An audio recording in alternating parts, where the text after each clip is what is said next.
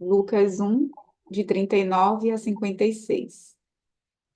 Nesses dias, Mário partiu apressadamente para a região montanhosa, a cidade de Judá.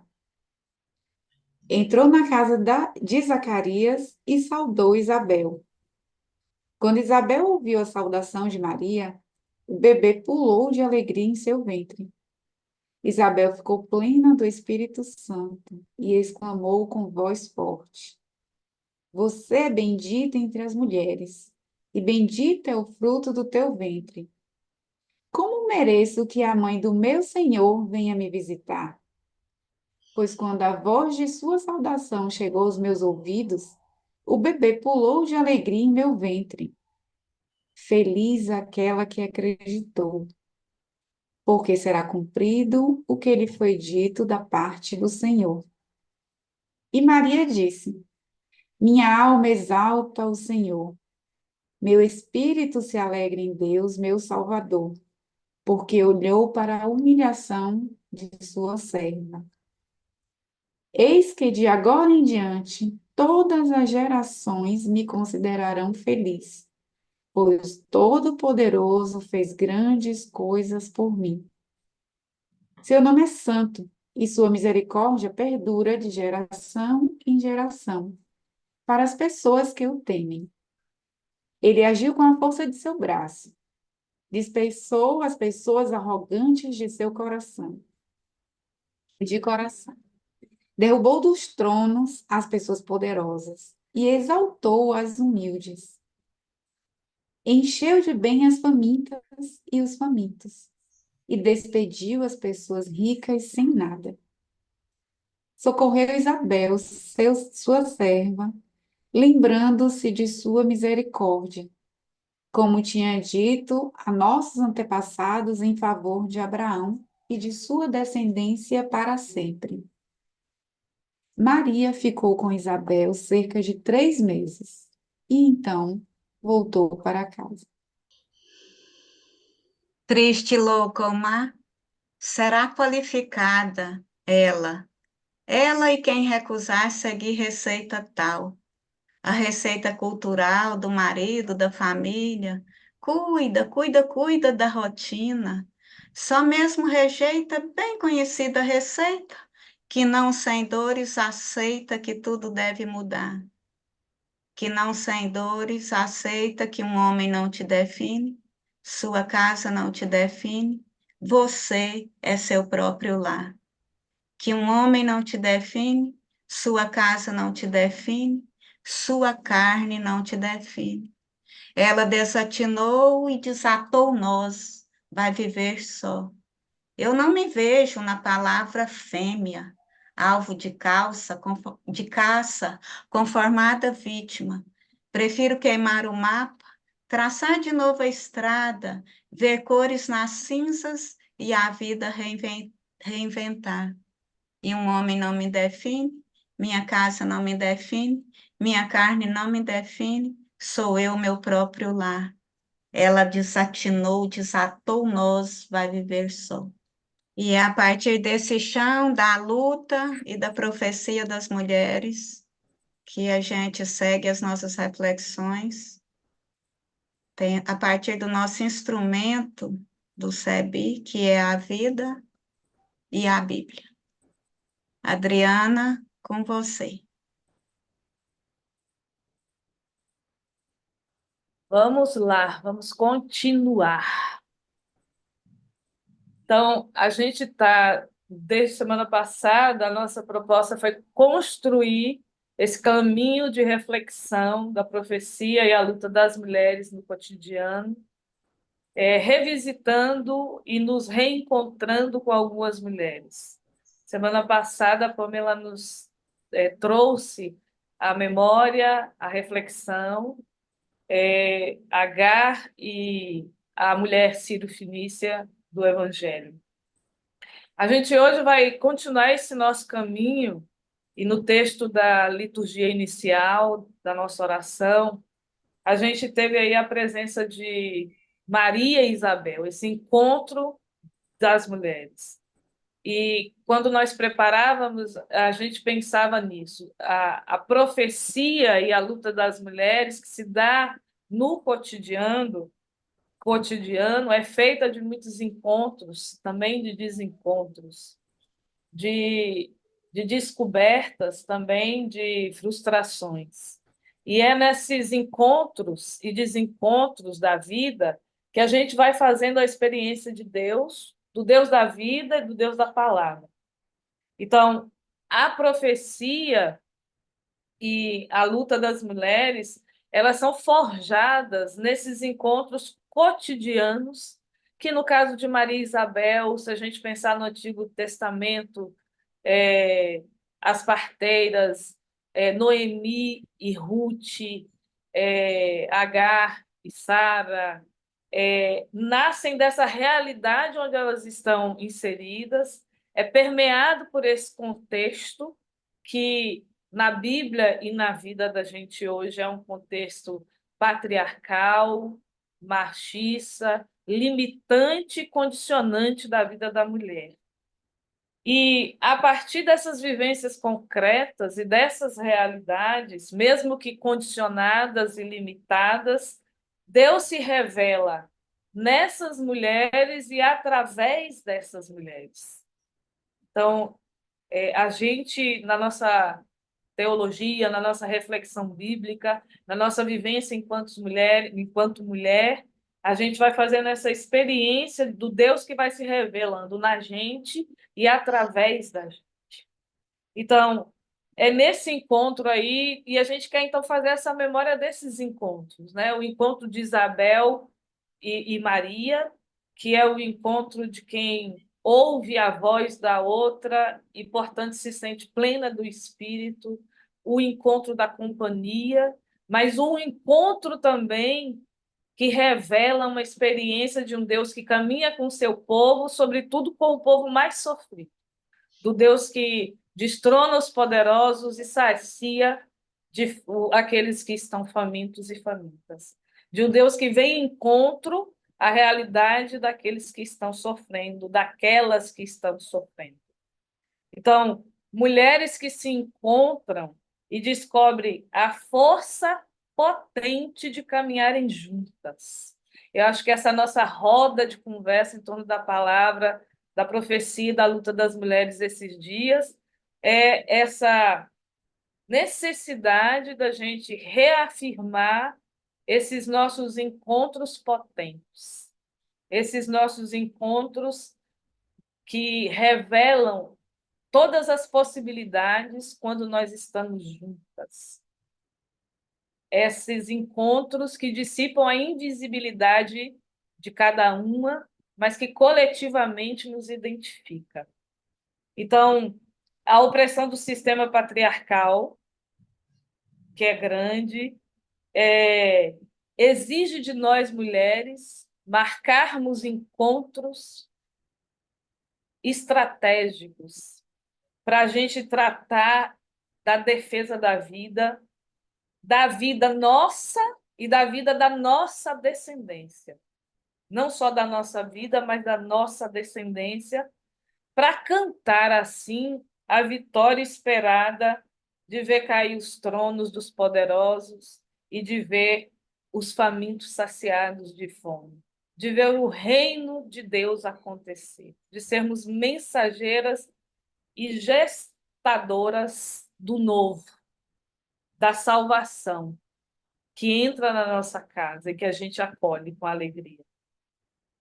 Esse não é um caminho fácil e a gente bem sabe disso. Na Bíblia ou na vida, traçar esse caminho de encontro entre mulheres sempre foi desafio, sempre foi peleja, sempre foi busca, sempre foi esforço. Nada nos foi dado de graça. Nada nos foi dado fácil. Nós tivemos que conquistar. É assim na nossa vida hoje, é assim na história das mulheres na Bíblia, seja no Antigo Testamento, seja no Novo Testamento. Mas é nesse caminho que, mesmo não sendo fácil, É nele que nós somos chamadas a viver essa profecia mulher, a sermos essa profecia que se realiza, que se levanta, que não se cala, que denuncia os esquemas que matam as mulheres e as meninas ontem e hoje. Então, a gente quer, evocando essa memória das mulheres bíblicas, de todas elas, do Antigo e do Novo Testamento, de Maria e de Isabel, desse velho novo que se encontra, que se acolhe, que se fecunda de vida. Eu quero convidar vocês para a gente fazer um momento de silêncio e para a gente entrar em comunhão com as mulheres e as meninas vítimas da guerra. Nesse momento, eu quero lembrar as mulheres e meninas vítimas da guerra na Palestina, em Israel, na Ucrânia, em tantos países da África, mas também lembrar das mulheres e meninas vítimas da violência no Brasil. Então, vamos fazer um momento de silêncio em memória delas.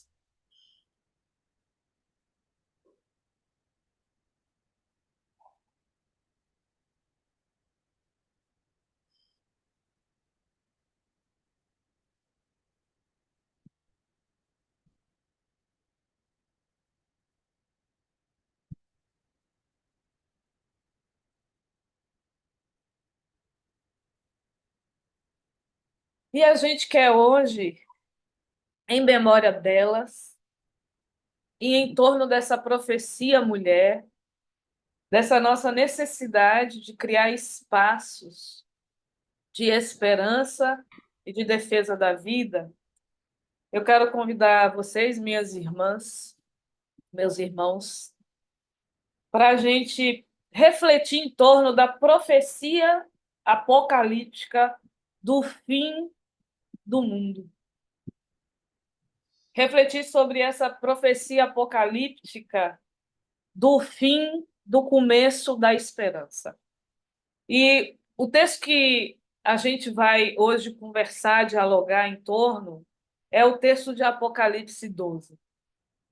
E eu, nas minhas inquietações bíblicas e de vida, quando me convidaram, né, para ajudar nessa reflexão, eu fiquei pensando em que texto a gente poderia usar, e um texto que me veio muito foi porque a gente estava saindo ali do carnaval, e o carnaval aqui de Salvador, além de várias imagens bonitas e enigmáticas, a gente teve ali, já no fim do carnaval, um encontro entre Baby Consuelo, Baby do Brasil, não é mais Baby Consuelo, né? Baby do Brasil, e Ivete Sangalo. E esse diálogo, esse encontro entre essas duas mulheres contemporâneas nossas, no carnaval, foi um diálogo que trouxe elementos apocalípticos na fala de Baby, o fim está próximo, e uma resposta imediata de Ivete sobre vamos macetar o apocalipse. E diversas reações na rede social, isso teve uma repercussão, né, naquele dia e nos dias seguintes. E aí isso me fez refletir sobre o nosso discurso, nosso posicionamento, mas também sobre a nossa leitura bíblica apocalíptica e esse encontro de mulheres que têm duas posturas diferentes no meio do carnaval. E Baby disse: o fim está próximo, no máximo entre 5 e 10 anos. Mas Ivete, espontaneamente, muito ligeiramente, respondeu: o apocalipse aqui ele não vai vingar porque nós vamos macetar.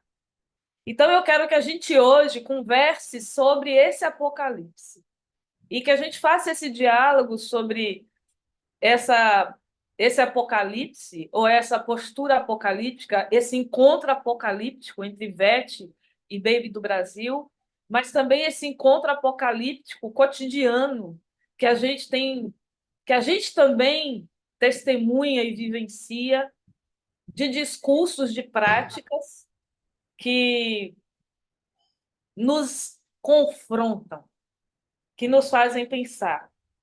Então, com Baby e nesse diálogo de encontro entre Baby e Ivete, dois cenários são apresentados. De um lado, um eminente fim inevitável. Do outro lado, uma resposta, um automatismo em fugir dessa perspectiva de um fim eminente. E quando a gente pensa nos escritos apocalípticos na Bíblia, na nossa realidade também, quando a realidade da gente se torna hostil demais, o medo toma conta das pessoas. E tudo pode ser interpretado como ameaça. Então, quando a vida pesa demais para a gente, e o caos parece muito eminente, né? O fim está chegando, essa realidade caótica, essa realidade hostil, ela pode criar um chão fértil para movimentos fanáticos, movimentos suicidas, movimentos irracionais. Mas também, na vida e na Bíblia, às vezes a gente tem que se agarrar em alguma coisa. E na Bíblia e no movimento apocalíptico bíblico, a gente vê que uma das grandes crenças vai ser, sobretudo dos pobres, daqueles que estão do lado mais fraco da história, vai ser se agarrar em Deus e acreditar que Deus é o dono do mundo, é o Senhor da história. E que porque Ele caminha do nosso lado, a gente precisa defender a vida, sobretudo onde ela está mais ameaçada. É quando a gente não aguenta viver, é quando tudo pesa, que a gente busca alternativas. E algumas alternativas podem nos paralisar, e na Bíblia a gente vê que o movimento apocalíptico ele nasce do lado de quem está sofrendo na história, ele surge do lado de quem está perdido, entre aspas, diante de um sistema que é muito grande, diante de algo que a gente não consegue conter só de mãos dadas, diante de um sistema que nos desafia a continuar a crer que as coisas vão mudar. Então, nasce o movimento apocalíptico, e nasce essa forma de falar de Deus. Os limites e os perigos do movimento apocalíptico é o perigo do fanatismo, o perigo dos fundamentalismos, do imobilismo, né? Se já vai acabar daqui 5, 10 anos, a gente vai lutar mais para quê, mulherada? Já vai acabar mesmo, bora deixar do jeito que está, que daqui a pouco tudo se resolve. Então, o perigo do fatalismo não tem mais jeito, não tem mais saída, não tem mais alternativa. Ou então o perigo de que eu faço parte do povo eleito, eu vou ser salva, então vamos rezar e aguardar que tudo chegue no final. Então, assim, essa postura de uma leitura da vida, né? E que o fim está muito perto e que, portanto, isso limita as nossas esperanças e os nossos condicionamentos. E aí, por exemplo, se a gente pensa nas mulheres que sofrem violência ou que estão em situação de guerra nesse momento, então qual é a perspectiva, que futuro essas mulheres têm? E qual é a perspectiva que se apresenta diante dessa realidade? Das meninas e mulheres que nas periferias convivem diariamente com a violência, com a morte, com, é, com a vida que é ameaçada constantemente. Então, a gente quer que a gente olhe hoje para esse texto do Apocalipse 12 e a gente se pergunte, mulher, ali no Apocalipse 12 vai ter uma mulher e um dragão. Então, pensar nas nossas mulheres, na realidade em que essas mulheres são perseguidas, as realidades em que nós, mulheres, hoje vivemos, perseguição, que temos que fugir. Pensar nos dragões que temos que enfrentar, o sistema capitalista, o machismo e tantos outros dragões que a gente pode nomear.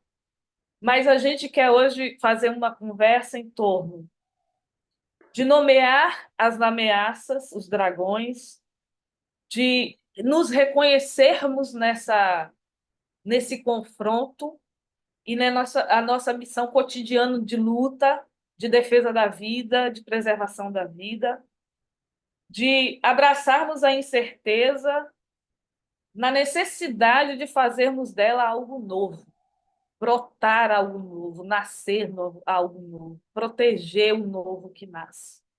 Então, o futuro é aquilo que nós fizermos no presente. Nós precisamos fazer uma aliança em defesa do planeta, em defesa da vida, em defesa das mulheres, da vida das mulheres e das meninas. Então, a minha proposta é que a gente olhe o texto do Apocalipse, no capítulo 12, e a gente se pergunte em que momentos a gente sentiu que teve asas para voar. E quem ou o que nos dá asa hoje para voar diante da realidade que a gente vive, de perseguição, de luta, de confronto. Então, é isso. Então, a gente vai ler o texto de Apocalipse 12, de 1 a 6, e 13 e 17. Se quiser ler de 1 a 17, não tem nenhum prejuízo. E a gente fazer essa conversa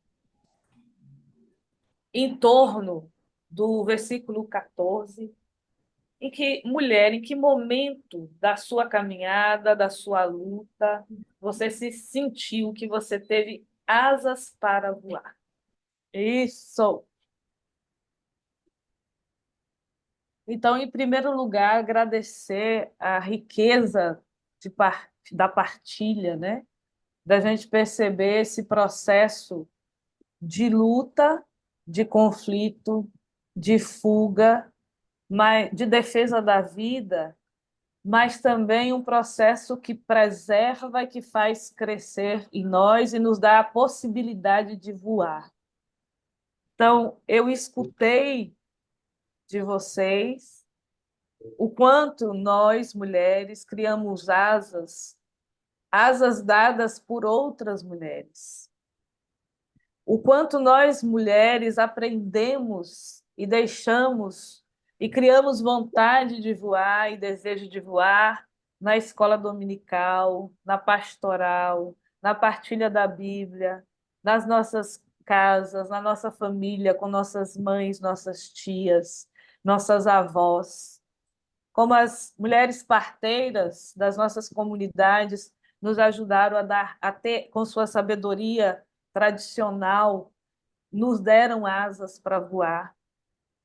Eu escutei e está fecundando em mim essa presença de uma mulher que é revestida de estrela, de lua e de sol. Uma mulher cósmica, uma mulher planetária, uma mulher que não cabe dentro de estruturas e esquemas fechados, mas uma mulher que irrompe para defender a vida, que irrompe planetária e cósmica, maior do que aquilo que ela pode ser, o que ela pensava ser, para defender a vida e defender a vida numa perspectiva da ancestralidade, né? No nosso grupo, alguém falava, essa mulher, estrela, lua, sol, me faz lembrar da ancestralidade das mulheres que vieram antes de mim, que abriram esse caminho.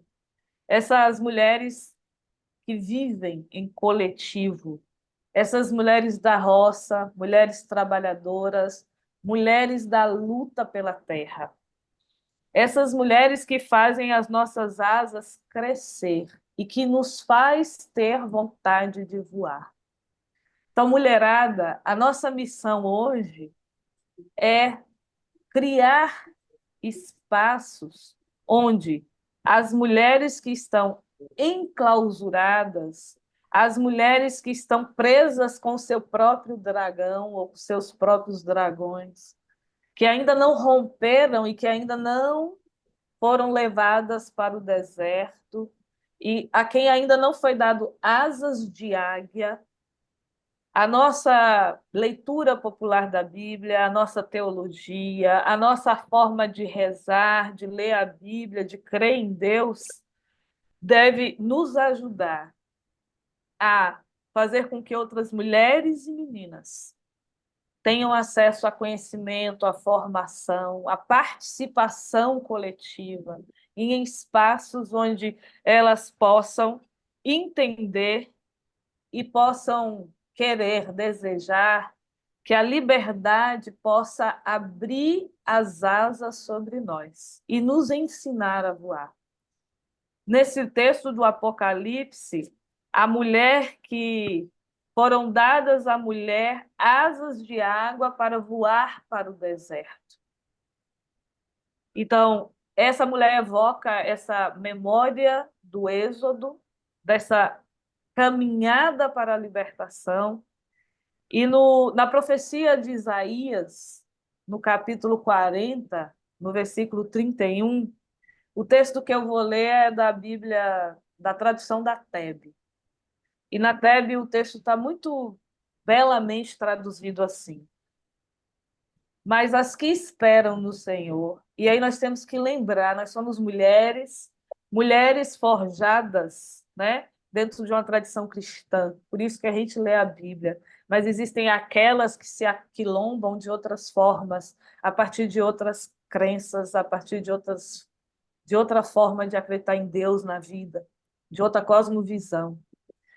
Mas a profecia de Isaías diz: mas as que esperam no Senhor retemperam a sua energia. Eu adorei essa palavra, esse verbo.